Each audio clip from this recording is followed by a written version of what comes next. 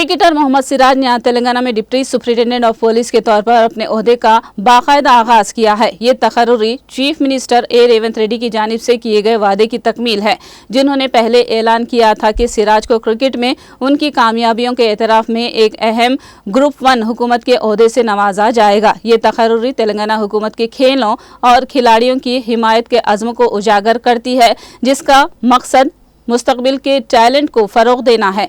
DSP के ओहदे के साथ साथ रियासती हुकूमत ने सिराज को जुबली हिल्स पर 600 मुरबा गज जमीन भी अलॉट की है, जो उनकी T20 ICC वर्ल्ड कप में शानदार कारकर्दगी के बाद दी गई है। मोहम्मद सिराज 13 मार्च 1994 को हैदराबाद में पैदा हुए और वो एक दाएं हाथ के तेज गेंदबाज के तौर पर बैनुल अक़वामी सतह पर इंडिया की नुमाइंदगी कर रहे हैं और इंडियन प्रीमियर लीग IPL में रॉयल चैलेंजर्स बेंगलुरु के लिए खेलते हैं। वे गरीब खानदान से ताल्लुक़ रखते थे, जहां उनके मरहूम वालिद एक ऑटो रिक्शा चलाया करते थे। सिराज का क्रिकेट का सफ़र 16 साल की उम्र में टेनिस बॉल से गेंदबाजी के साथ शुरू हुआ और उन्होंने 19 साल की उम्र में हैदराबाद के लिए क्लब क्रिकेट खेलना शुरू किया। सिराज ने इंडिया की हालिया क्रिकेट कामयाबियों में अहम किरदार अदा किया है, खास तौर पर 2023 एशिया कप के दौरान, जहां उन्होंने फाइनल में 21-6 की शानदार कारकर्दगी के साथ प्लेयर ऑफ द मैच का एजाज हासिल किया। वो T20